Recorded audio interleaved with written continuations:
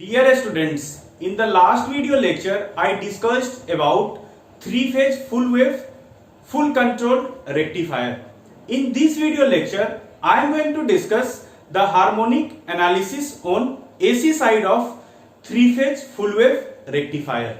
So here we will discuss how to write the fundamental component of current, that means source current. Then we'll write input power factor and current distortion factor. Then we'll write current distortion factor, and at last we'll discuss some of the questions that has been asked in GATE examination based on this concept. और इस lecture को आप starting से and तक देखिएगा और gate के जितने क्वेश्चंस मैं डिस्कस करूंगा आपको आज, आप खुद कहोगे कि वो सारे क्वेश्चंस आपसे खुद सॉल्व हो जाएंगे मेरा ये लेक्चर अटेंड करने पर और इससे प्रीवियस लेक्चर अटेंड करने पर। क्लियर? अगर उसके बावजूद भी आपको लगे कि मैंने कुछ कंसेप्ट नहीं बतलाया है जो कि गेट के क्वेश्चंस के लेवल के थे, आप कमेंट बॉक्स में इस चीज को लिख देना कि मैंने नहीं बतलाया। लेकिन मैं पूरी जिम्मेदारी के साथ ये बात बतला रहा हूं कि जो मैंने आपको एक्सप्लेन किया है उससे अधिक गेट के एग्जाम में नहीं पूछे जाते हैं, ना ही आपके सेमेस्टर एग्जाम में पूछे जाएंगे। तो डिस्कस करते हैं harmonic analysis on AC side of three phase full wave rectifier. तो जब हम एसी साइड की बात करते हैं तो हम जानते हैं कि एसी साइड में हमारा क्या था, थ्री फेज सप्लाई था। तो जो हमारा थ्री फेज सप्लाई था, इस थ्री फेज सप्लाई में हमने फेज करंट ड्रॉ किया था। जैसे हम अगर आर फेज की बात करें, if you draw the waveform for I R, तो ये वेवफॉर्म हमें कैसा मिला था, याद करिए, ये जीरो था, ये पाई बाय 3 था और ये पाई था। हमें क्या मिला था, पाई बाय 3 से पाई, इस तरह का वेवफॉर्म मिला था। और आफ्टर पाई यहां पर 4 पाई बाय 3 है, यहां तक जीरो मिला था। और इसके बाद 2 पाई तक हमें क्या मिला था, 2 पाई तक हमें निगेटिव मिला था, ये प्लस आई नोट, ये माइनस आई नोट। अब ध्यान रहे इस बात का, जब भी हम हार्मोनिक एनालिसिस करते हैं तो let us assume that load is highly inductive, that means current is constant on the load side, current is constant and it is equal to I naught. Clear? तो अब हम लोगों को क्या करना है, इसका एक्सप्रेशन लिखना है इस करंट का फूरियर सीरीज में। तो मैं इसको लिख रहा हूं I S will be written as sigma 4 I naught divided by n pi, 4 I naught divided by n pi into sine n pi by 3, sine n pi by 3 into sine n omega t, sine n omega t plus phi n. Clear? ये रहा हमारा I S का expression. यहां पर ध्यान से देखिएगा, N को लिया जाता है, एन इज इक्वल टू 1, 3, 5 इस तरह से लिया जाता है अप टू इंफिनिटी। लेकिन फिर देखेंगे आप इस एक्सप्रेशन में, जब n इक्वल टू 3 पुट करेंगे तो sine 3 pi divided by 3, that mean sine pi, and sine pi is equal to 0, sine pi the value is 0। इसका मतलब आप कह सकते हैं 3 के मल्टीपल्स वाले कंपोनेंट यहां पर नहीं प्रेजेंट रहेंगे, 3 के मल्टीपल वाले कंपोनेंट प्रेजेंट नहीं रहेंगे, क्योंकि फिर अगर n इक्वल टू 6 लेंगे तो क्या होगा, साइन 2 पाई, फिर ये 0 होगा। तो यानी आप यहां पर कह सकते हो इवन तो है ही नहीं, हम लोग ऑड ही लेकर चल रहे हैं, even and triplen harmonics are not present, even and triplen harmonics are not present. तो जब ये इवन और ट्रिपलेन हार्मोनिक्स नहीं है तो बचा हुआ कौन कौन सा हार्मोनिक है, तो आप लिखिए n equal to 6k plus minus 1, n equal to 6k plus minus 1। तो यहां पर अगर k इक्वल टू 0 पुट करेंगे तो आपको n 1 मिलेगा, यानी n आपको कहां मिलेगा, n 0, अगर k को 0 पुट किए n 1 मिला। If you put k equal to 1 you will get 6 plus 1 7 and 6 minus 1 5 7, k equal to 2 you will get 11 and 13। तो आपको एग्जामिनेशंस में किस तरह से क्वेश्चंस पूछे जाते हैं, देखिए n इक्वल टू 1 का मतलब ये फंडामेंटल कंपोनेंट को रिप्रेजेंट कर रहा है, यानी अगर सप्लाई की फ्रीक्वेंसी 50 हर्ट्ज होगी तो साइन n ओमेगा टी यानी 1 रखेगा n, ये यानी 50 हर्ट्ज फ्रीक्वेंसी आपको यहां पर मिलेगा। इसके बाद दूसरी फ्रीक्वेंसी आपको क्या मिलेगी, ये 50 हर्ट्ज है, दूसरी फ्रीक्वेंसी क्या मिल रही है 250 hertz, 50 into 5, here you are getting 350 hertz. तो इस तरह से हमें फ्रीक्वेंसीज मिलेंगी। तो आपसे पूछा जाएगा, ये क्वेश्चंस बार बार गेट के एग्जामिनेशंस में 2-3 बार पूछे गए हैं कि मोस्ट डोमिनेटिंग हार्मोनिक्स कौन कौन से हैं। तो मोस्ट डोमिनेटिंग हार्मोनिक्स आपको क्या मिलेगा, थर्ड ऑर्डर हार्मोनिक यहां नहीं है, इवन ऑर्डर है नहीं, तो यहां पर मोस्ट डोमिनेटिंग क्या मिलेगा, फिफ्थ ऑर्डर, उसके बाद 7th, फिर 11th, फिर 13th। मोस्ट डोमिनेटिंग फ्रीक्वेंसी क्या मिलेगा आपको फंडामेंटल के अलावा, 250 हर्ट्ज, 350 हर्ट्ज, इस तरह से फ्रीक्वेंसीज मिलेगा। क्लियर।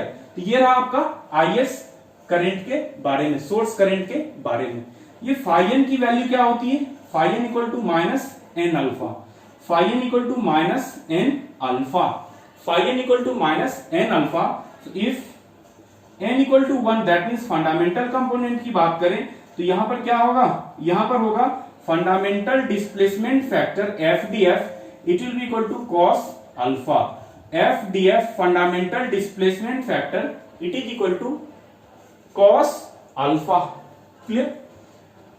अब हम लोग देखते हैं आगे कि अब हमें fundamental component of source current लिखना है। We have to write fundamental component of source current. दूसरी बात, फंडामेंटल कंपोनेंट से जानने से पहले हम लोग टोटल आरएमएस वैल्यू यहां से पता करते हैं। सोर्स करंट का क्या है, टोटल फंडामेंटल आरएमएस वैल्यू पता करना है सोर्स करंट का। आप देखिए क्या करेंगे, 0 टू पाई के बाद फिर ये रिपीट हो रहा है निगेटिव में, आरएमएस लेते हैं तो स्क्वायर करते हैं पॉजिटिव में ही आ जाएगा, तो हम मान लेते हैं 0 टू पाई।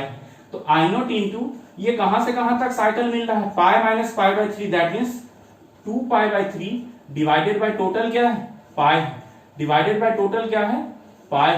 तो यहां से क्या मिला, I S R that means RMS value of source current, it is coming I not under root 2/3। अब देखिए ध्यान से, आपको एग्जामिनेशंस में कई बार RMS value of source current पूछे जाते हैं, कई बार fundamental component RMS value of fundamental component of source current पूछा जाता है, RMS value of fundamental component of source current पूछा जाता है। तो जब फंडामेंटल कंपोनेंट कहेगा तो हम लोग क्या करेंगे, यहां से एक्सप्रेशंस निकालेंगे फंडामेंटल कंपोनेंट का। तो देखिए एक्सप्रेशन क्या होगा, एक्सप्रेशन अगर हम लोग IS1 लिखें fundamental value of source current, ठीक है, तो इसका आरएमएस वैल्यू मैं डायरेक्ट लिख रहा हूं, कैपिटल लिखने का मतलब ही आरएमएस वैल्यू होता है। n इक्वल टू 1 पुट कीजिए और इसका क्या होगा, this is the peak values, its RMS क्या होगा 4 I not divided by √2 that means 2√2 I note. तो 2√2 I not divided by pi sine pi by 3, sine pi by 3। Clear. So from here what do you get, you will get, ये क्या होगा √3 divided by 2, sine 60 degree √3 divided by 2, ये हो जाएगा √6 upon pi I naught, √6 upon pi I naught. ये हो गया fundamental component RMS value का, फंडामेंटल कंपोनेंट का RMS value IS1 equal to √6 by pi into I naught. Clear. तो जब हमें फंडामेंटल कंपोनेंट पता है, टोटल सोर्स करंट का आरएमएस वैल्यू पता है, आप क्या लिख सकते हो, current distortion factor. So now you can write current distortion factor CDF, या फिर इसे आप G से भी डिनोट करते हैं, या तो CDF कहिए या फिर आप G से इसे डिनोट कर दीजिए। तो देखिए अगर CDF लिखें करंट डिस्टॉर्शन फैक्टर या इसे G से डिनोट करें तो ये क्या होता है, फंडामेंटल डिवाइडेड बाय आरएमएस। ये फंडामेंटल क्या है, √6 by pi I not divided bye source current क्या है, सोर्स करंट है I not under root 2/3, I not under root 2/3। Clear. तो यहां से आपको क्या मिलेगा, आई नोट कैंसिल आउट हो गया, from here you are getting G equal to 3 divided by pi, G equal to 3 divided by pi. तो जब G इक्वल टू 3/पाई मिल गया है तो हम लोग क्या लिखेंगे, यहां से टोटल हार्मोनिक डिस्टॉर्शन THD, इसका क्या फॉर्मूला होता है, याद करिएगा आप लोग, मैंने बतलाया था 1/G² - 1। देखो फॉर्मूला वगैरह नहीं याद करोगे फिर कुछ नहीं हो सकता है। इसे पुट कर दो यहाँ पर 1/g², that means under root, ये क्या हो जाएगा π²/9 - 1। तो यहां से आपको क्या मिलता है 31% हार्मोनिक्स मिलता है।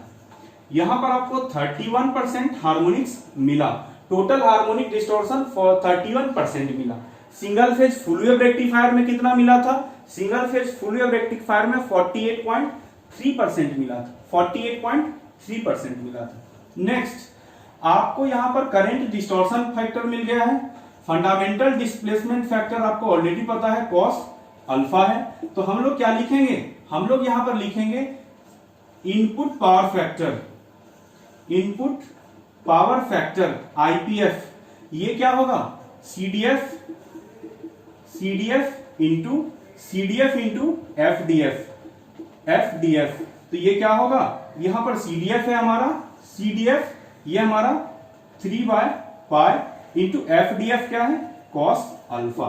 तो ये मिलेगा input power factor equal to 3/π cos alpha. ये 3 फेज फुल वेव रेक्टिफायर के लिए, ये 3 फेज फुल वेव रेक्टिफायर के लिए।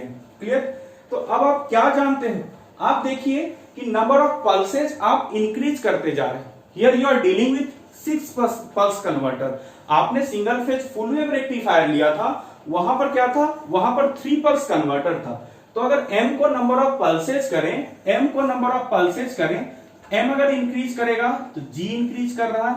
If g increase then total harmonic distortion is decreasing, total harmonic distortion is decreasing but input power factor IPF is increasing, input power factor is increasing. Clear, input power factor is increasing, ये expression हमें मिल गया। अब हम लोगों को किसका expression लिखना है, now we have to write the expression for power, we have to write the expression for power. तो कितना सोर्स के द्वारा पावर सप्लाई किया जा रहा है, वही पावर लोड को एम्पियर होगा। तो जब आप पावर का एक्सप्रेशन लिखेंगे, when you right the expression for power P, active power P, active power P, active power P क्या होता है, देखिए ये 3 फेज सिस्टम है। आपने सिंगल फेज में क्या लिखा करते थे, सिंगल फेज में आप लिखते थे कि VRMS that means source voltage RMS into IS1 that means fundamental component, RMS value of fundamental component of source current into cos alpha लिखते थे। तो यहां पर क्या होगा, आप 3 फेज पावर क्या जानते हैं, तो √3 से मल्टीप्लाई होगा, √3 VSR into IS1 cos alpha, VSR into IS1 cos alpha. तो VSR की अगर हम बात करें, if you talk about VSR, तो ये क्या होगा √3 इंटू VSR। तो आप जानते हैं कि VML आपको पता है, VML आपको पता है लाइन वोल्टेज का पीक वैल्यू। इसको जब √2 से डिवाइड करेंगे, when you divide it by √2, VML by √2, this will be equal to VSR into IS1। अब यहां पर देखिए IS1 अभी क्या आया था, IS1 की अगर हम बात करें तो ये क्या आया था √6 डिवाइडेड बाय इंटू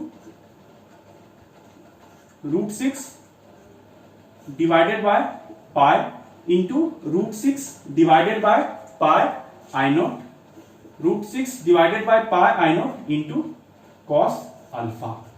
अब देखिए यहां पर ये क्या होगा, यहां से हो जाएगा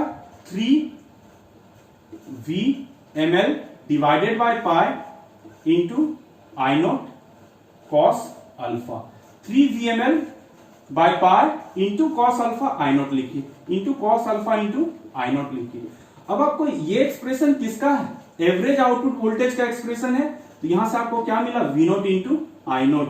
From here you get P equal to V0 into I0. Now somebody is asking you Q. Q क्या होगा, सिंपली P tan अल्फा।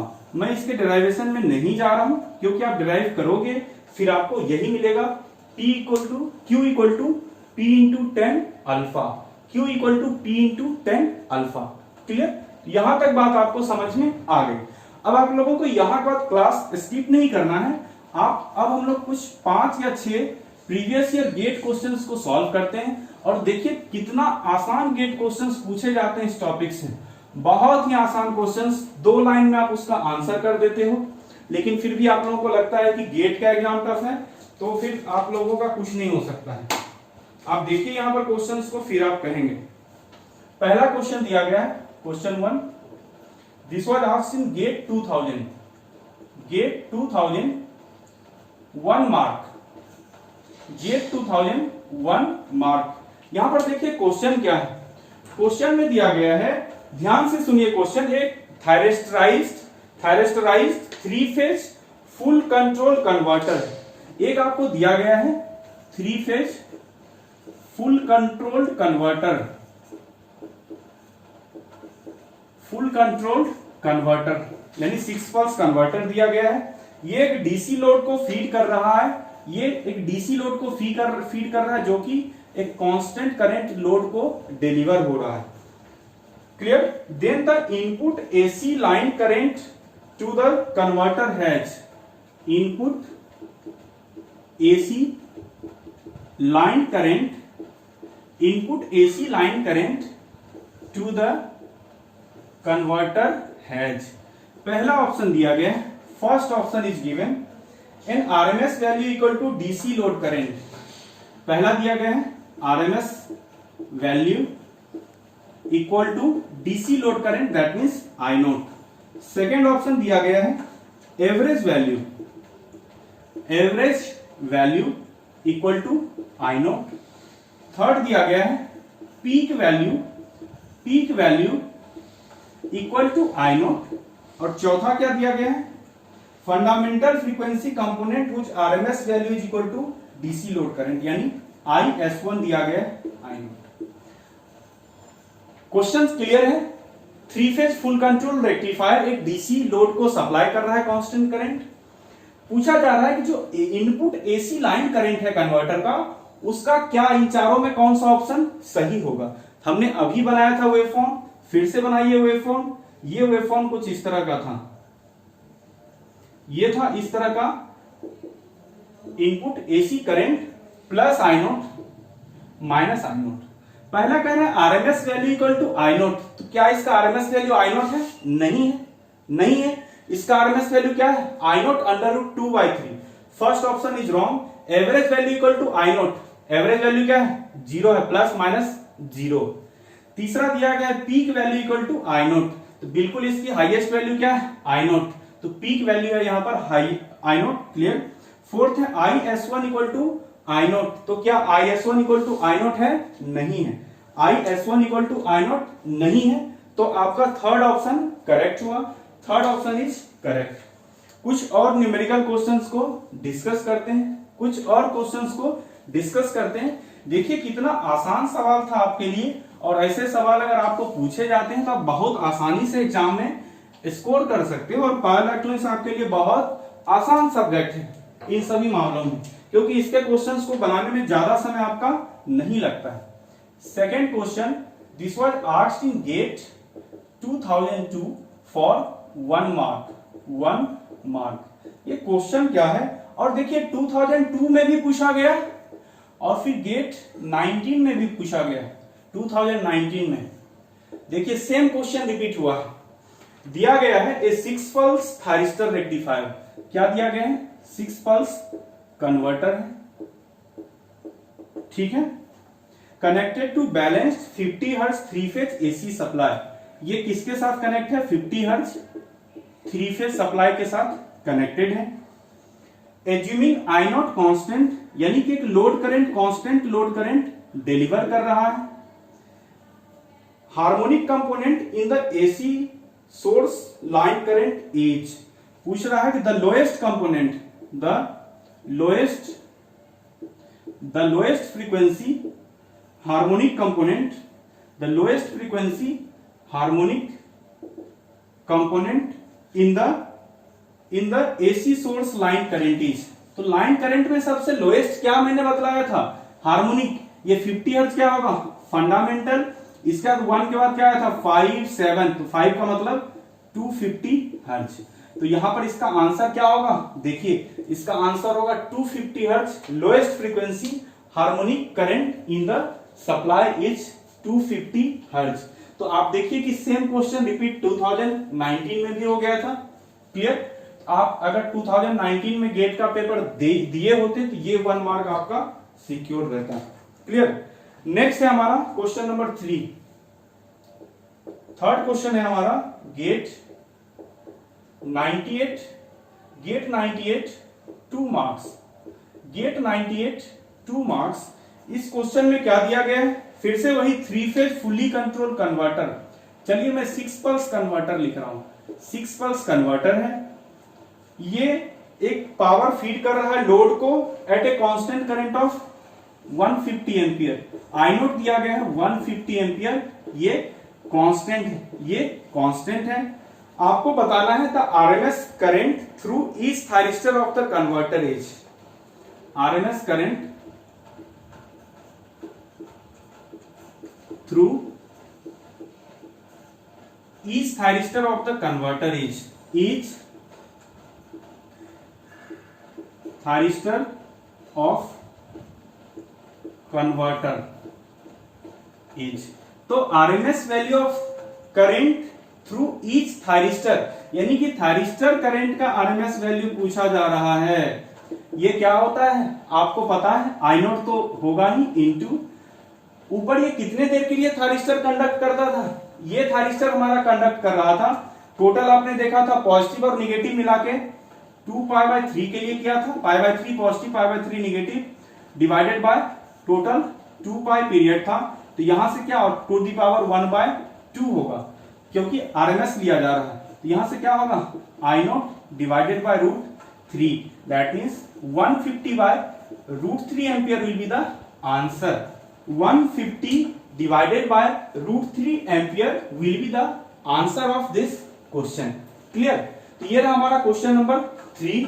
अब हम लोग नेक्स्ट देखते हैं question number 4। Let us discuss question number 4। ऐसे ही एक दो क्वेश्चंस और हैं, हम लोग सारे क्वेश्चंस को डिस्कस कर लेते हैं। टोटल 3 क्वेश्चंस हैं और आप पेशेंस बनाए रखिए। GATE 2006 2 marks. देखिए क्वेश्चन कितना simple, 3 phase fully controlled bridge converter है, यानी 6 पल्स कन्वर्टर है fully controlled with free wheeling diode, with free wheeling diode भी लगा है, विथ फ्री व्हीलिंग डायोड लगाया हुआ है। चलिए सही है। Fed from a 4400 volt 50 hertz AC से इस पे सप्लाई दिया गया है और ऑपरेटिंग कितने एंगल पर कर रहा है, फायरिंग एंगल है इसका 60 डिग्री, अल्फा इज गिवन है 60 डिग्री और आई नोट कितना दिया गया है, I not is equal to 10 ampere. I not is given as 10 ampere. You have to find input displacement factor, input displacement factor, और दूसरा पता करना है input power factor, input power factor. तो देखिए input displacement factor, displacement factor का मतलब क्या है, आईडीएफ यानी फंडामेंटल डिस्प्लेसमेंट फैक्टर कहिए या इनपुट डिस्प्लेसमेंट फैक्टर कहिए। ये क्या है कॉस अल्फा, तो कॉस 60 डिग्री इसकी वैल्यू क्या होती है 0.5। तो पहला आंसर आपका आईडीएफ आ गया। दूसरा क्या पूछा जा रहा है IPF, input power factor. IPF input power factor क्या होता है, input power factor is equal to G cos alpha, G cos alpha. G यहां पर क्या है 3/π कॉस अल्फा, तो ये क्या होगा 3/π into cos 60 degree. From here you write, from here its value is coming 0.477, 0.477। तो you got the value of input power factor, you got the value of input displacement factor। तो देख लिया आपने, इस क्वेश्चन को भी आपने सॉल्व कर दिया। क्लियर। अब आप लोग, मुझे लगता है कि इस लेक्चर को जब पूरा देख लोगे तो आपको लगेगा कि नहीं अपने लिए सबसे अच्छा सब्जेक्ट पावर इलेक्ट्रॉनिक्स ही है। समझ गए बात।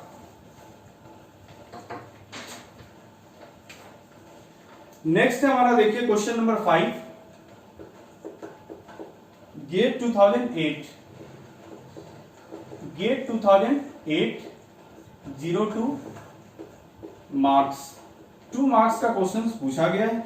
यहां भी 3 फेज फुल वेव रेक्टिफायर दिया गया है, 3 फेज फुल वेव रेक्टिफायर दिया गया है। एक कांस्टेंट करंट दिया गया है डीसी साइड में, लोड का I naught equal to 10 ampere. आपसे क्या पूछा जा रहा है, अल्फा दिया गया है 30 degree, alpha is given 30 degree. आपसे पूछा जा रहा है परसेंटेज टोटल हार्मोनिक डिस्टॉर्शन कितना है।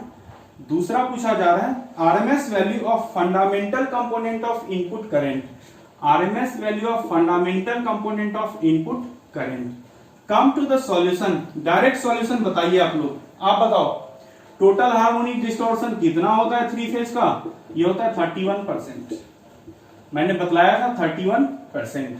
IS1 ये क्या होता है, IS1 की अगर हम बात करें ये क्या होता है √6 डिवाइडेड बाय पाई। ये IS1 की अगर हम बात करें तो ये क्या होगा 2√2 I not divided by pi into sign 60 degree, यानी कि √6।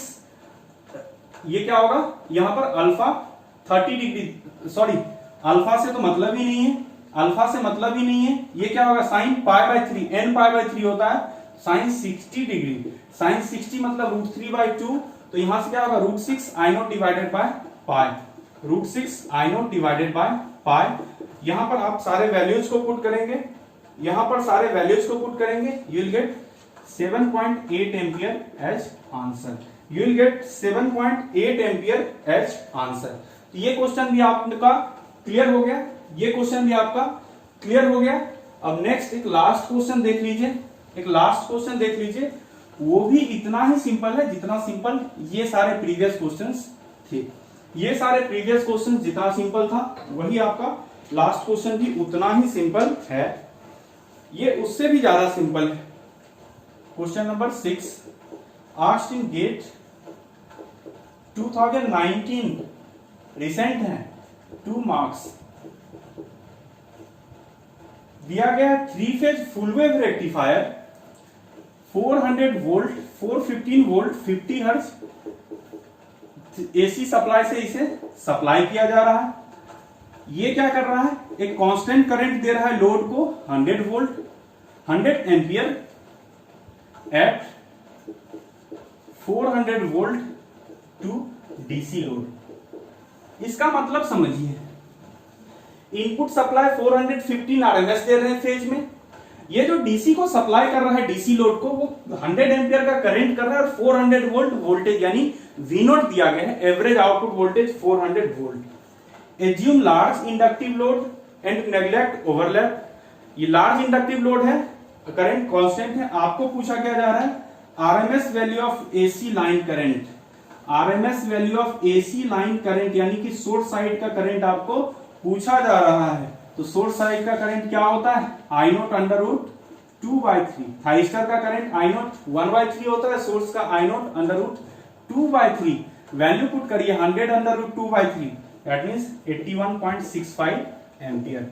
आपने देख लिया कि कितनी आसानी से आप ये 5-6 क्वेश्चंस को आपने सॉल्व कर दिया। बहुत आसान क्वेश्चन, 2-2 मार्क्स के क्वेश्चंस थे। तो क्या अच्छा लगा आप लोगों को आज का क्लास? तो ये रहा आपका इसके बारे में। फिर नेक्स्ट लेक्चर, नेक्स्ट 2 लेक्चर और बचा हुआ है हमारा रेक्टिफायर पर, वो दोनों लेक्चर के बाद ये 3rd यूनिट आपका कंप्लीट हो जाएगा रेक्टिफायर का, फिर नेक्स्ट यूनिट स्टार्ट किया जाएगा। आप लोग इसी तरह से प्रैक्टिस करते रहिए क्वेश्चंस की।